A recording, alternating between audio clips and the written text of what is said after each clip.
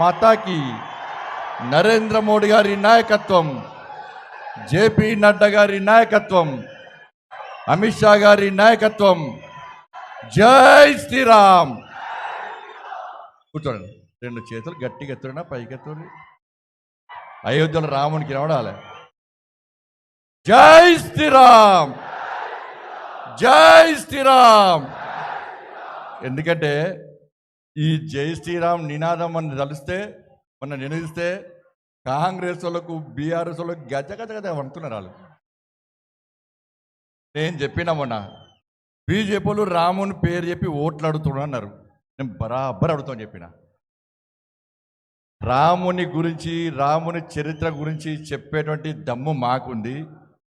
రామాలయం కడతామని చెప్పి కట్టి తీరినటువంటి పార్టీ భారతీయ జనతా పార్టీ. మేము బరాబర్ రాముని కాపాడడం, రాముని కష్టపడి కట్టుకున్న రామ మందిరాన్ని కాపాడుకోవడం కోసం, తరతరాలకు ఈ రామ మందిర స్ఫూర్తి అందించడానికి బరాబర్ రాముని పేరు చెప్పుకొని ముందుకొస్తాం. మీకు దమ్ముంటే, మీకేమైనా ఇబ్బంది అనుకుంటే మీరు బాబర్ పేరు చెప్పి రండి, మేము రాముని పేరు చెప్పుకొని వస్తాం. రే రాముడు అందరికీ దేవుడనా? రాముడు మనకు దేవుడే, అందరికీ దేవుడే. ఇలా కాంగ్రెస్ చెప్తున్నారు మీకే రాముడు. ఎస్, భారతీయ జనతా పార్టీ కార్యకర్తలకు మాత్రమే రాముడు. ఇవాళ అయోధ్యలో ఈ రామ మందిరాన్ని నిర్మించే క్రమంలో, పాత కట్టడాన్ని కూల్చేసిన క్రమంలో ఏ కాంగ్రెస్ పార్టీ కార్యకర్త బలిదానం చేసిండనా? ఏ బీఆర్ఎస్ పార్టీ కార్యకర్త బలిదానం చేసిండనా? ఏ కమ్యూనిస్టు పార్టీ కార్యకర్త బలిదానం చేసినా? అరే భారతీయ జనతా పార్టీ కార్యకర్తల రోజు రామ మందిర నిర్మాణం కోసం చస్తామని తెలిసి కూడా, చంపుతారని తెలిసి కూడా మా కుటుంబ సభ్యులను, మా ఊరు వాడ పెద్దలందరి ఆశీర్వాదం తీసుకొని, అమ్మా, అన్న, అక్క, తమ్ముడా, నేను అయోధ్యలో రామ మందిరం నిర్మించే తిరిగి వస్తాం. చచ్చిపోవడానికైనా సిద్ధం, చావడానికైనా సిద్ధం. రామ మందిరాన్ని నిర్మించకుండా తిరిగి నా ఊరికి రావని చెప్పి ప్రతిజ్ఞ చేసి చావడానికి, త్యాగం చేయడానికి సిద్ధమై అనేక మంది కార్యకర్తలు మూర్ఖత్వం ములాయం సింగ్ జరిపిన కాల్పులో బలిదానమైన కార్యకర్తలు భారతీయ జనతా పార్టీ కార్యకర్తలైన. మరి కాంగ్రెస్ వాళ్ళకు రాముడే, బీఆర్ఎస్ పార్టీ వాళ్ళకు రాముడే, కమ్యూనిస్టు పార్టీ వాళ్ళకు రాముడే. మీ కార్యకర్తలు రాముని కోసం బలిదానం చేయడానికి ఎందుకు ముందుకు రాలేదో ఒక్కసారి చెప్పాలి. అరే ఇప్పుడు కట్టినటువంటి రామ మందిరాన్ని మేము తప్పకుండా కాపాడుతామని చెప్పి ఈ కాంగ్రెస్ పార్టీ గ్యారంటీ ఇవ్వగలదా? ఒక్కసారి కాంగ్రెస్ పార్టీ స్పష్టం చేయాలి. ఎస్, మాకు ఇంకా రామున్నాడు. రాముని ముందు రాముని వారసుడు నరేంద్ర మోడీ ఉన్నాడు, మా ప్రధానమంత్రి. ఈ ఎన్నికలు ప్రధానమంత్రి అభ్యర్థి నిర్ణయించే ఎన్నికలు. మా ప్రధానమంత్రి నరేంద్ర మోడీ గారు. కాంగ్రెస్ పార్టీ ప్రధానమంత్రి అభ్యర్థి ఎవరన్నా? అభ్యర్థి లేడు. మీరు అభ్యర్థి రాహుల్ గాంధీ ఫోటోనే పెట్టుకుంటలేరు వాళ్ళు. రాహుల్ గాంధీ ఫోటోనే పెట్టుకుంటలేరు వాళ్ళు. ఇలా ప్రధానమంత్రి అభ్యర్థి ఎవరో తెలియని కాంగ్రెస్ పార్టీకి ఈ దేశ ప్రజలు పార్లమెంట్ ఎన్నికల్లో, దేశ ప్రధాని నిర్ణయించే ఎన్నికలు, పార్లమెంట్ ఎన్నికల్లో ఆ పార్టీకి ఎవరు చూసి ఓటేమంటారు, ప్రధానమంత్రి ఎవరు అభ్యర్థిని ఓటేమంటారో ఒక్కసారి కాంగ్రెస్ పార్టీ నాయకులు ఆత్మవిమర్శ చేసుకోవాలి. వాళ్ళు ఏదో అనుకుంటున్నారు. ఆగు, ఈ 17వ తరగతి చుక్కలు చూపడతారు ప్రజలు. కాంగ్రెస్ వాళ్ళు చుక్కలు చూపడతారు ప్రజలు. 100 రోజులు అయిపోతుంది బిడ్డ, 100 రోజులు అయిపోతుంది. ఆగు, 100 రోజులు అయిపోయినాక మీ 6 గ్యారెంటీల సంగతి ఏందో ప్రజలు చూపడతారు. చాలామంది కాంగ్రెస్ పార్టీ నాయకులకు దడదడ స్టార్ట్ అయ్యింది. ఈ 100 రోజులు డెడ్ లైన్ కనబడుతుంది వాళ్ళకు. 100 రోజుల తర్వాత మా ఊళ్ళో తిరగనిస్తారా ప్రజలు? ఈ 6 గ్యారెంటీలు ఏందని చెప్పని. ఇలా 6 గ్యారెంటీలు అంటే మళ్ళీ వివరిస్తున్నాను. 6 గ్యారెంటీలు అంటే 500 రూపాయలకు సిలిండర్ ఇవ్వడమే కాదు, 200 యూనిట్లు కాల్చడం ఫ్రీ కరెంట్ కాదు. ఇలా గ్యాస్ కూడా అర్థం చేసుకోండి. ఇలా ఎన్నికల ముందు కాంగ్రెస్ వాళ్ళు ఏమన్నారు? అందరికీ గ్యాస్ ఇస్తామన్నారు 500 రూపాయలకు. ఎన్నికల తర్వాత ఏమన్నారు? రేషన్ కార్డు ఉన్నోళ్ళకే గ్యాస్ అన్నారు. ఇప్పుడు నిన్నగాక మొన్న ఏమన్నారు? మహిళల పేరు మీద కనెక్షన్ ఉంటేనే గ్యాస్ ఇస్తారట. ఫస్ట్ ఏమో అందరికీ అన్నారు, తర్వాత రేషన్ కార్డు ఉన్నకే గ్యాస్ అన్నారు. మళ్ళీ ఇప్పుడు ఏమంటారు? మహిళల పేరు మీద గ్యాస్ కనెక్షన్ ఉంటే గ్యాస్ కనెక్షన్ అంటారు. మరి రేషన్ కార్డులు ఇవ్వలేదని చెప్పి 10 సంవత్సరాలు మేము తింటాం, బీఆర్ఎస్ పార్టీ కాంగ్రెస్ వాళ్ళు తిట్టారు. రేషన్ కార్డుల కోసం దాదాపు 10 లక్షల మంది కంటే ఎక్కువ మంది ప్రజలు దరఖాస్తు చేసుకున్నారు. రేషన్ కార్డులు ఇవ్వకపోతే ఇలా గ్యాస్ ఇవ్వకపోతే, కానీ 500 రూపాయలకి గ్యాస్ ఇస్తామంటున్నారు. మరి గ్యాస్తో పాటు 6 గ్యారెంటీలు అమలు చేయాలి. ఇలా 2500 రూపాయలు మహిళల అకౌంట్లో వేస్తున్నారు. పక్క 6 గ్యారెంటీలో పక్క 2500 రూపాయలు వేయాలి. వేసిండ్రా ఎక్కడన్నా? ఇవాళకి 80 రోజులు అయిపోయింది. ఇంకా 20 రోజులే, ఇంకా 10 రోజుల లోపల ఎన్నికల కోడ్ వస్తుంది. కానీ కాంగ్రెస్ పార్టీ వాళ్ళు ఇవాళ మీటింగ్ పెట్టుకున్నారు. ఆ రోజు ఒక గ్యారెంటీ అట, ఇందిరమ్మ ఇల్లు ఇస్తారట. ఇవాళ ఇందిరమ్మ ఇండ్ల కోసం దరఖాస్తు చేసుకున్నది 20 లక్షల మంది అని వాళ్ళే చెప్పారు. 6 లక్షల మందికి ఇస్తాను వాళ్ళే చెప్పారు. ఒక్కొక్కరికి 5 లక్షల రూపాయల చొప్పున ఇస్తామని వాళ్ళే చెప్పారు. 6 లక్షల చొప్పున 6 లక్షల మందికి 5 లక్షల చొప్పున ఇవ్వాలంటే దాదాపు 3 లక్షల కోట్లు కావాలి. కానీ కాంగ్రెస్ పార్టీ ప్రభుత్వం ఇండ్ల కోసం విడుదల చేసిన డబ్బు ఎంత అంటే 3,000 కోట్ల రూపాయలు. 3,000 కోట్ల రూపాయలు. ఒక్కొక్క నియోజకవర్గానికి 3,500 మందికి ఇల్లు ఇస్తున్నారు. నీ 3,000 కోట్లలో ఒక్కొక్క నియోజకవర్గానికి కనీసం 100 కూడా రావు, 100-200 కూడా రావు. కాబట్టి ఎట్లా బ్లఫ్ చేస్తుందో కాంగ్రెస్ పార్టీ ప్రభుత్వం ఒక్కసారి ఉంచండి. 2,500 రూపాయలు ఇస్తున్నారు. 2,500 రూపాయలు ఈ తెలంగాణ రాష్ట్రంలో దాదాపు 1,500,000 మంది 18 సంవత్సరాలు దాటినటువంటి మహిళలు తెలంగాణ రాష్ట్రంలో ఉన్నారు. 2,500 రూపాయలు పక్కా ఇవ్వాలి. వాళ్ళ అకౌంట్లో పైసలు వేస్తేనే ఇలా కాంగ్రెస్ పార్టీని ప్రజలు నమ్ముతారు. ఇవ్వాలి. దాంతోపాటు 4,000 రూపాయలు ఆసరా పెన్షన్ ఇస్తున్నారు. అవి ఇవ్వలే. ఇంతవరకు 2 లక్షల రూపాయలు రుణమాఫీ చేస్తున్నారు. అవి ఇవ్వలే. రైతు భరోసా పేరు మీద 15,000 రూపాయలు అకౌంట్లు వేస్తున్నారు. అవి ఇవ్వలే. ఇవాళ రైతు భరోసా దాదాపు 50 లక్షల మంది రైతులు ఎదురుస్తున్నారు 2 లక్షల రుణమాఫీ కోసం. ఇలా 15,000 రైతు భరోసా ఇస్తా అంటే 50 లక్షల మంది రైతులు ఇలా కాంగ్రెస్ పార్టీకి ఓటేసారు. దాదాపు 15 లక్షల మంది కౌలు రైతులకు వాళ్ళకు భరోసా కల్పిస్తారంటే వాళ్ళు ఓట్లు వేసారు. మరి ఏమీ ఆచరించకుండా, ఏమీ అమలు చేయకుండా 1-2 వాగ్దానాలు అమలు చేసి ఇవాళ 6 గ్యారెంటీలు అమలు చేస్తామని చెప్పి ప్రజలను నమ్మించి మోసం చేసే ప్రయత్నం ఇలా కాంగ్రెస్ పార్టీ చేస్తున్న విషయాన్ని ఇవాళ తెలంగాణ సమాజం గుర్తించాలి. ఇలా జీతాలు ఇచ్చే పరిస్థితి లేదు. ఇది కేవలం ఎన్నికల సంవత్సరం, ఎన్నికల మంత్ అని చెప్పి ఈ నెల ఫస్ట్ నాడు జీతాలు ఇచ్చారు. నెక్స్ట్ మంత్ ఫస్ట్ నాడు జీతాలు ఇస్తారు. మళ్ళా తర్వాత ఒక్కొక్క నెలల జీతాలు ఇస్తే ఒట్టిగా ఇక జీతాలు ఇయ్యరు. ఇవాళ 6 గ్యారెంటీలు వాళ్ళు అమలు చేయాలంటే దాదాపు 5 లక్షల కోట్ల రూపాయలు అవసరం బడ్జెట్. కానీ మొన్న ప్రవేశపెట్టిన బడ్జెట్లో కేవలం 53,000 కోట్ల రూపాయలు మాత్రమే కాంగ్రెస్ పార్టీ ప్రభుత్వం ఇలా చూపెట్టే ప్రయత్నం చేసింది. మరి మిగతా పైసలు ఎక్కడ ఇస్తారు, ఎట్లా సంక్షేమ పథకాలు అమలు చేస్తారో కాంగ్రెస్ పార్టీ చూపెట్టలేకపోయింది. అందుకే ఇవాళ తెలంగాణ రాష్ట్రంలో ఎవరు ఎక్కడ భయపడాల్సిన అవసరం లేదు. భారతీయ జనతా పార్టీ కార్యకర్తలు ప్రజలు ఆలోచిస్తున్నారు. ఇలా ప్రజలు వాస్తవ విషయాలు తెలిసినాయి. 6 గ్యారెంటీలు చెప్తే మేము కాంగ్రెస్ పార్టీకి ఓటేస్తాం. కానీ మా కోసం కొట్లాడింది భారతీయ జనతా పార్టీ కార్యకర్తలు.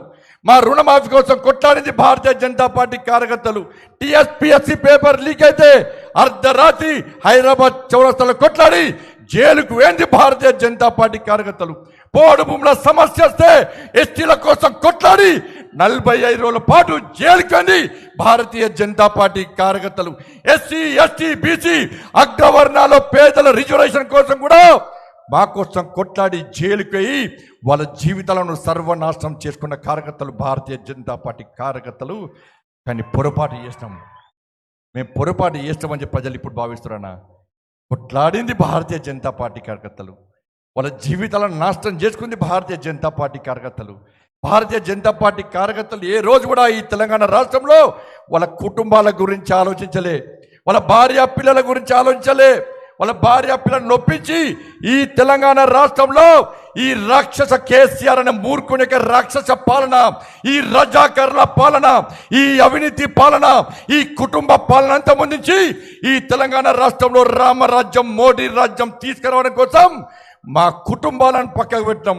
మా కుటుంబాలను పక్కకు పెట్టి ఏ రోజు స్వార్థంగా ఆలోచించకుండా ఈ తెలంగాణలో పేదల రాజ్యం రావాలి. ఒక్కసారి తెలంగాణ రాష్ట్రంలో భారతీయ జనతా పార్టీ రాజ్యం, మోడీ రాజ్యం వస్తే మా కార్యకర్తలకు న్యాయం జరుగుతుంది, ఇక్కడ పేదలకు న్యాయం జరుగుతుందని చెప్పి కష్టపడి కొట్లాడినామన్న ఈ తెలంగాణ రాష్ట్రంలో. ఇప్పుడు ప్రజలు గుర్తిస్తున్నారు బీజేపీలకు అధికారం రావాల్సి ఉండే, కానీ బీజేపీల నోటికాడి బుక్కను కొట్టుకపోయి మేము కాంగ్రెస్ పార్టీకి ఇష్టమని ప్రజలు బాధపడుతున్నారు. ఇప్పుడు ఇప్పుడు బాధపడుతున్నా కాంగ్రెస్ ఇలా మనమే కాదు ఇలా కాంగ్రెస్ పార్టీ బీఆర్ఎస్ పార్టీ కార్యకర్తలు కూడా ఆలోచిస్తున్నారు. ఎస్, ఈ ఎన్నికల్లో నరేంద్ర మోడీ ప్రభుత్వం రావాలి, కేంద్రంలో భారతీయ జనతా పార్టీ ప్రభుత్వం వస్తేనే మనకు నిధులు వస్తాయి, తెలంగాణ రాష్ట్రం అభివృద్ధి చెందుతుందని చెప్పి ఈ తెలంగాణ రాష్ట్రంలోని బీఆర్ఎస్ కాంగ్రెస్ పార్టీ కార్యకర్తలు ఆలోచిస్తున్నారు. నేను మళ్ళీ చెప్తున్నా వేదిక సందర్భంగా, ఈ వేదిక ద్వారా నేను బీఆర్ఎస్ కాంగ్రెస్ పార్టీ కార్యకర్తలు విజ్ఞప్తి చేస్తున్నా. మేము ఏ రోజు కూడా భారతీయ జనతా పార్టీ నాయకులం కానీ కార్యకర్తలు కానీ బీఆర్ఎస్ కాంగ్రెస్ పార్టీ క్యాడర్కు వ్యతిరేకం కాదు, మీ నాయకుల యొక్క విధ్వంసాల రాజకీయాలకు వ్యతిరేకం. మేము ఆలోచించండి భారతీయ జనతా పార్టీ విధానాలను. ఇలా గతంలో ఉన్న సర్పంచులు ఉన్నారు, ఎంపీటీసీలు ఉన్నారు, జెడ్పీటీసీలు ఉన్నారు, వార్డు మెంబర్ ఉన్నారు, గతంలో ఉన్నటి వరకు ఉన్న వాళ్ళని ఒక్కసారి పోయి అడగండి. ఇవాళ ఈ తెలంగాణ రాష్ట్రంలో గ్రామ పంచాయతీల అభివృద్ధి కానీ కార్పొరేషన్లకు కానీ మున్సిపాలిటీలకు కానీ నిధులు ఇచ్చిన ప్రభుత్వం కేవలం కేంద్ర ప్రభుత్వం, నరేంద్ర మోడీ గారి ప్రభుత్వం. కేసీఆర్ ఒక్క పైసా ఇవ్వలే. ఇలా నెక్స్ట్ స్థానిక సంస్థల ఎన్నికలు వస్తున్నాయి, స్థానిక సంస్థల ఎన్నికలకు వస్తున్నాయి. ఇలా ఇప్పుడు సర్పంచులు ఒక్కొక్కరి పేరు మీద 50 లక్షలు 70 లక్షలు కోటి రూపాయలు అప్పులే అన్న. సర్పంచులు అప్పులపాలేరు, ఉప సర్పంచులు అప్పులపాలేరు, వార్డు మెంబర్లు అప్పులపాలేరు. కనీసం వాళ్ళ బిల్స్ ఇచ్చే పరిస్థితి లేదు. ఇలా దేశంలో ఏ సర్పంచులు పెట్రోల్ బంక్లో పనిచేయలే, దేశంలో ఏ రాష్ట్రంలో సర్పంచులు ఆత్మహత్య చేసుకోలే, దేశంలో ఏ సర్పంచులు కూలి పని చేసుకోలే. కానీ తెలంగాణ రాష్ట్రంలో కేసీఆర్ అనే మూర్ఖుడు వల్ల సర్పంచుల బతుకులు బర్బాద్ అయిపోయినాయి. ఇలా కాంగ్రెస్ పార్టీ వచ్చినక్కడన్నా సర్పంచులను ఆదుకుంటారంటే కనీసం పట్టించుకోలే. అందుకే బీఆర్ఎస్ పార్టీ కాంగ్రెస్ పార్టీ కార్యకర్తలారా, నెక్స్ట్ స్థానిక సంస్థల ఎన్నికలు వస్తున్నాయి. మీరు సర్పంచులు కావాలనుకుంటారు, మీరు జెడ్పీటీసీ కావాలనుకుంటారు, మీరు ఎంపీటీసీ కావాలనుకుంటారు. మాకు ఏమి ఇబ్బంది రాదు. ప్రజల ఆశీర్వాదం మాకుంటే మాకు ఓట్లేస్తారు, మీకుంటే మీకు ఓట్లేస్తారు. రేపు గెలిచిన తర్వాత మీరు ప్రజల్లో తలెత్తుకొని తిరగాలంటే ఇలా కేంద్రంలో నరేంద్ర మోడీ ప్రభుత్వం ఏర్పడుతుందని ఇక్కడ ఎంపీలను భారతీయ జనతా పార్టీ గెలిపిస్తేనే మీకు నిధులు వస్తాయి, అధిక నిధులు వస్తాయి. ఇలా కేంద్రంలో నరేంద్ర మోడీ గారి ప్రభుత్వం లేకుంటే మీరు సర్పంచులు జెడ్పీటీసీలు గెలిచినాక ఒక్క పైసా రాకుంటే మిమ్మల్ని గెలిపించిన ప్రజలు రోడ్ల కోసం, మోర్ల కోసం, దానికోసం దీనికోసం ఇలా నిధులు అడితే ఎక్కడి నుంచి తీసుకొస్తారో ఒక్కసారి ఆలోచించండి. అందుకే కేంద్రంలో ఏర్పడింది నరేంద్ర మోడీ గారి ప్రభుత్వం కాబట్టి మీ రాజకీయ భవిష్యత్తు బాగుండాలంటే, మీరు ప్రజల్లో తలెత్తుకొని తిరగాలంటే, మీలో చిత్తశుద్ధి ఉంటే, మీలో నిజాయితీ ఉంటే తప్పకుండా ఈ తెలంగాణ రాష్ట్రంలో 17కు 17 సీట్లు భారతీయ జనతా పార్టీ అభ్యర్థులు గెలిస్తే ఇవాళ నరేంద్ర మోడీ గారు అదనపు నిధులు ఇస్తారు. ఇవాళ మేము కొట్లాడి తీసుకొస్తాం. కాంగ్రెస్ పార్టీకి ఓటేస్తే తీసుకుపోయి మూసినాలు వేసినట్టు. ఇక బీఆర్ఎస్ పార్టీ పరిస్థితి నా ఘర్కా నా ఘాట్కా, ఇక్కడ లేదు అక్కడ లేదు, ఈడ వీకనాడు ఆడ వీక్తాడట. కేసీఆర్ పెద్ద డ్రామా ఆర్టిస్ట్. అంతకుముందు ఏమన్నాడన్నా, వీళ్ళకి ఒకటే పార్టీ కాంగ్రెస్ పార్టీ. శాసనసభ ఎన్నికల గిట్టే బీజేపీ బీఆర్ఎస్ ఒకటి, బీజేపీ బీఆర్ఎస్ ఒకటి. సక్సెస్ అయ్యారు కాంగ్రెస్ పార్టీ వాళ్ళు. ప్రజలు నమ్మితే సక్సెస్ అయ్యారు. ప్రజలు నమ్మిరు కూడా వాస్తాడి. అది తప్పని ప్రజలు గుర్తించలేకపోయారు. మళ్ళీ పార్లమెంట్ ఎన్నికలగానే మళ్ళీ బీజేపీ బీఆర్ఎస్ కూడా అంటున్నారు. కాంగ్రెస్ పార్టీ ప్రచార వస్త్రాలు లేవు. 6 గ్యారెంటీల ప్రజలు నంబరం చేసి ఇది స్టార్ట్ చేశారు. ఇక ఎన్నికల ముందు, శాసనసభ ఎన్నికల ముందు వాస్తవంగా జరిగింది ఏంటి అంటే, శాసనసభ ఎన్నికల ముందు బీఆర్ఎస్ పార్టీకి సంబంధించిన కొంతమంది మంత్రులు భారతీయ జనతా పార్టీలో చేరుతాను సార్, ఈ కేసీఆర్ ముఖం పెట్టుకొని ఓట్ల కోసం పోతే ప్రజలు చీతు అంటున్నారు, ఈ కేసీఆర్ ముఖం పెట్టుకొని ఓట్ల పోయే పరిస్థితి సార్, మాకు నరేంద్ర మోడీ ముఖం కావాలి సార్, నరేంద్ర మోడీ కావాలి సార్ మాకు అని చెప్పి చాలామంది బీఆర్ఎస్ పార్టీ మంత్రులు బీజేపీలో చేరడానికి వచ్చారన్న వాస్తవం కూడా నాకు కలిసినప్పుడు. అప్పుడు రాష్ట్ర అధ్యక్షుడు నేనే, నన్నే వచ్చి కలిసిర్రు. ఈ విషయం తెలుసుకున్న కేసీఆర్ ఏం చేసిందంటే, కేసీఆర్ నటించడన్న నటనలో జీవితాడు కుంపలు ముంచాడు తెలివి అంతా కూడా. అది గట్నే ఊరించుకుంటా మాటలు చెప్పి మన బతుకుని బర్బాద్ చేసి నాశనం చేసిండు. ఇలా ఏం చేసిండు ఆ మంత్రులను నమ్మించడానికి. ఇలా ఏ నాయకుడైనా తన మీద విశ్వాసం ఉండే విధంగా ధైర్యం చెప్పలేదు నాయకులకు. కేసీఆర్ మీద పార్టీ నాయకులకు విశ్వాసం లేదు. ఇలా మంత్రులను పిలిచి ఏం చేసిండు, నాకు ఢిల్లీ నుంచి ఫోన్ వచ్చింది, నాకు కేంద్ర మంత్రి పదవి ఇస్తాడట, మరి పోదామా అన్నాడట. ఈ మంత్రులు తిన్నవా బస్ పండి అంటే తిన్నా, పన్నవారా బస్ పంట పన్న అంటారు. వీళ్ళు పోయి కేసీఆర్ చెప్పగానే, అరే మన కేసీఆర్ సార్ ఢిల్లీలో మంత్రి అవుతుండట, ఇక మనం బీజేపీ ఎందుకు ఏరాలే అని చెరువు పని చేశారు. పని చేసాక ఏం చేసిండు, మళ్ళా అది క్లోజ్. మళ్ళీ ఇప్పుడేం చేసిండు, ఈయనకట మోడీ గారు ఫోన్ చేశారు పోటీగానికి. నాకు ఈయన పార్టీ గింత పార్టీ ఈయన పార్టీకి ఇంత పార్టీ పార్లమెంట్లో పార్టీ నుంచి పోటీ చేయడానికే ఎవరు వస్తలేరు పార్టీకి. పార్లమెంట్లో అభ్యర్థులే గెలుస్తలేరు, పోటీ చేయడానికి ఎవరు లేరు. పోటీ చేస్తే తెలంగాణ రాష్ట్రంలో బీఆర్ఎస్ పార్టీ 3వ ప్లేస్, వేరే పార్టీలు లేవట్లే కూడా 4వ ప్లేస్ వస్తుంది.